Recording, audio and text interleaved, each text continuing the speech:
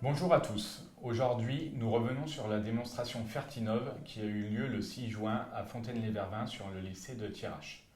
Je suis en compagnie de Jean-Paul Daouz, qui est conseiller machinisme à la Chambre d'agriculture de la Marne et qui a notamment participé à l'élaboration du guide d'essai terrain ISTER réalisé par le CEMAGREF, devenu IRSTEA.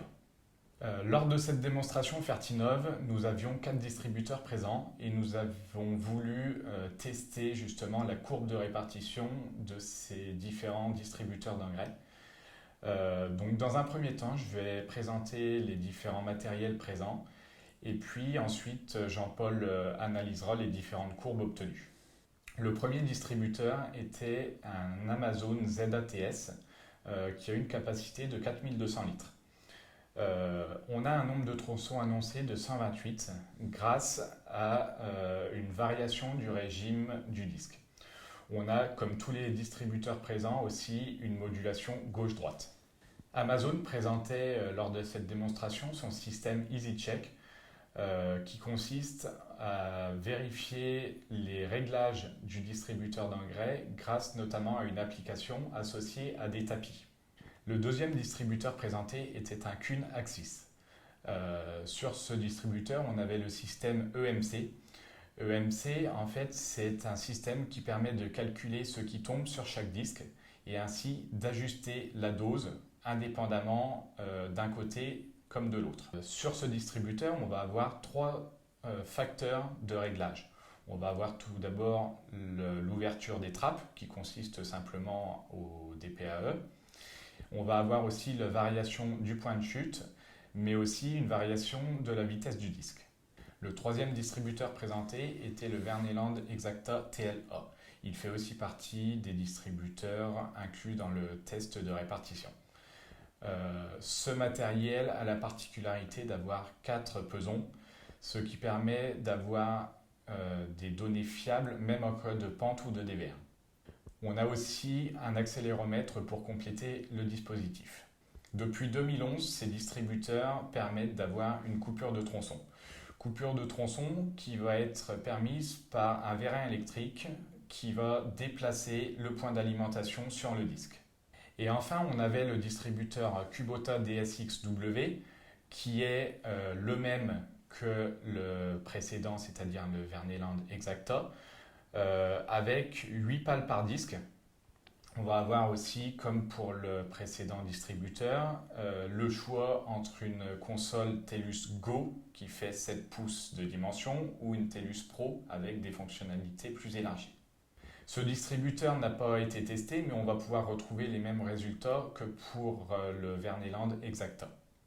Jean-Paul, est-ce que tu peux nous présenter maintenant les conditions d'épandage optimales? Alors les conditions d'épandage centrifuge optimales, c'est particulièrement difficile à présenter, on peut juste évoquer les critères qui les rendent correctes ou pas correctes. En fait, la capacité d'épandage va être liée à deux facteurs essentiels. La distance de projection potentielle, à la fois avec la machine et l'engrais utilisé, et puis l'homogénéité de la nappe d'épandage. La distance de projection, elle est liée à la vitesse de sortie de l'engrais partant du disque. Donc là, on a le choix entre des disques qui tournent très vite ou des disques qui tournent moins vite avec des aubes un peu plus longues. La force centrifuge générant une vitesse de sortie supérieure à 200 km/h. Un petit peu l'angle de sortie aussi par rapport à l'horizontale. On confine presque à des notions d'artillerie, si je puis dire.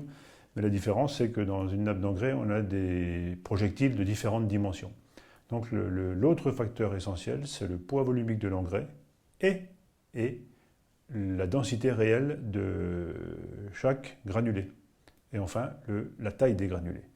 Donc ces trois dimensions combinées donnent un engrais qui peut être répandu loin et bien, ou pas très loin et pas bien. Donc, je répète, poids volumique général de l'engrais, densité des granulés d'engrais, et puis taille des granulés. Et là, le fabricant d'engrais doit nous donner un ensemble relativement harmonieux où 80% des granulés sont concentrés dans les mêmes dimensions, de quelques 3 mm environ.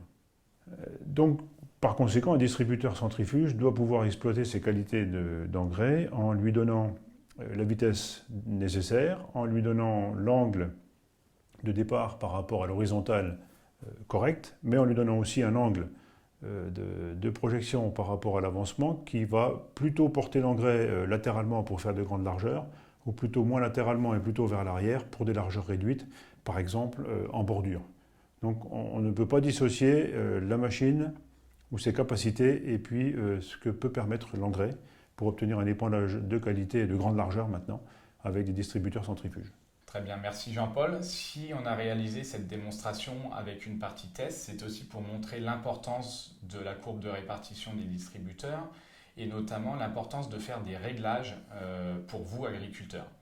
Est-ce que tu peux nous en dire plus sur les courbes de répartition, Jean-Paul? Alors, oui, bien sûr. D'une manière générale, un distributeur d'engrais et un engrais donné vont fournir une courbe ou plutôt trapézoïdale, ce qui donne très peu de possibilités de recroisement, puisque chacun sait que l'engrais est projeté plus loin que la largeur de travail réelle, afin d'avoir un recroisement entre deux nappes pour obtenir un épandage régulier. Bien, donc, soit cette courbe initiale est trapézoïdale et puis donc génère juste une distance de recroisement optimale et pas beaucoup plus, soit l'engrais est projeté selon une courbe plutôt triangulaire, très longue, où là on obtient à la fois une plus grande capacité de largeur, mais aussi un peu de souplesse dans les distances de recroisement entre passages. Donc les courbes, je vous propose de les regarder sous cet angle-là.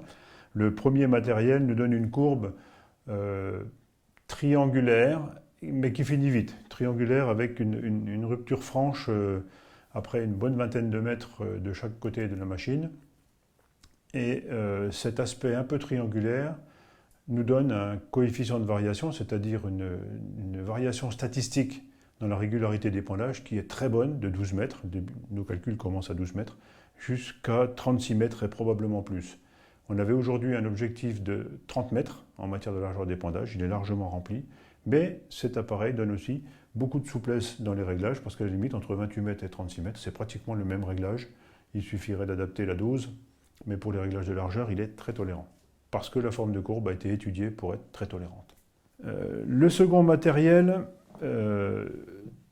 trahi, c'est pas le mot, mais nous montre une courbe plus trapézoïdale, c'est presque inscrit dans les gènes du constructeur, et cette courbe plus trapézoïdale va nous donner un coefficient de variation, une bonne largeur de travail, statistiquement, entre 12 et 22, 24 mètres, et puis brutalement on obtient d'assez mauvais résultats jusqu'à 30 mètres, et ensuite de 30 mètres à beaucoup plus, de nouveau le matériel donne de bons résultats en matière de régularité d'épandage. Ça c'est lié à l'allure un peu trapézoïdale de la courbe, un peu seulement, mais quand même, qui fait que dans certaines distances, le recroisement n'est pas bon. Et il peut de nouveau être bon sur des distances plus larges. Et là, je répète, notre objectif de 30 mètres est rempli, jusqu'à 36 mètres et probablement plus. Donc mission accomplie, mais avec une courbe un peu différente de celle du matériel précédent. Le troisième, quant à lui, associe assez étrangement une courbe d'un côté un peu triangulaire aussi, un peu longue, mais entachée d'une dose trop faible par rapport à la consigne, alors que l'autre côté donne une courbe plus régulière et surtout une dose un peu supérieure. On a un petit déficit de dose d'un côté qui va nous perturber l'allure du recroisement général. Alors, ce matériel a été réglé pour 30 mètres, on obtient 30 mètres, mais pas au-delà. Donc, soit il est au maximum de ses capacités avec cet engrais, soit il a été réglé très bien pour 30 mètres, mais pas plus. En revanche, on peut dire à la lecture des courbes que 30 mètres c'est bien, 28 mètres c'est bien, 26 c'est bien, 24 c'est bien, 22 c'est bien, c'est-à-dire en deçà de 30 mètres, il est très tolérant, au-delà, il ne peut pas le faire avec le réglage qu'on lui a imposé. Si on doit résumer, les trois machines ont fait le métier, si je puis dire, certaines avec beaucoup plus de souplesse, beaucoup plus de tolérance que d'autres, et avec des précisions, alors je précise, un coefficient de variation réputé très très très correct pour des essais au champ, en dessous de 15%, et encore très bon en dessous de 20%. Donc dans tous les cas, sur cet exercice, on était bien. Depuis une dizaine d'années maintenant, IRSTEA, autrefois c'est Magref, a mis au point un banc d'essai grande largeur. Il en possédait déjà un, pardon, mais il a mis au point un essai grande largeur assorti des algorithmes adaptés qui permettent de mieux explorer les très grandes largeurs d'épandage, 36 mètres et beaucoup plus, jusqu'à 54 mètres aujourd'hui. Les constructeurs se sont portés, ont accueilli favorablement ce banc d'essai, CEMIB, c'est son nom. Et en fait, on voit aujourd'hui le résultat de ces recherches, parce que les machines ont considérablement augmenté leur potentiel et avec des qualités d'épandage très très bonnes.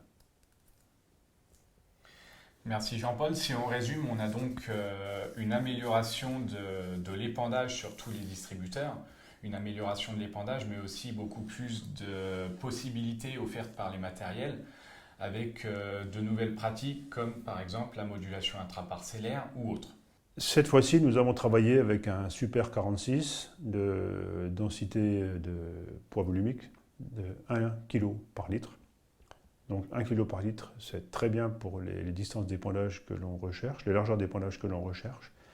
Si l'on s'en réfère à ce qui se passe en plaine, aujourd'hui ont totalement disparu, avec l'azote, l'ammonitrate donc, les coups de faucille, les zones plus vertes, moins vertes, plus jaunes, mal réparties ou réparties selon le hasard dans les parcelles. Subsistent uniquement des problèmes de largeur d'épandage avec certains engrais très légers, l'urée par exemple, où malgré les réglages et les travaux des constructeurs, les moindres variations dans les conditions d'épandage nous perturbent le système. Mais pour des ammonitrates par exemple, je ne vois plus de grosses erreurs d'épandage, de grosses hétérogénéités manifestées par les cultures. Les machines ont réellement progressé sur le plan de l'homogénéité des nappes d'épandage. C'est un vrai progrès, c'est une réalité, et on a porté en même temps des largeurs de travail qui étaient, il y a 10 ans, impossibles à imaginer. Très bien, merci Jean-Paul de nous avoir accompagnés lors de cette vidéo et lors de la démonstration Fertinov. Retrouvez-nous prochainement dans d'autres vidéos thématiques. Au revoir. Au revoir.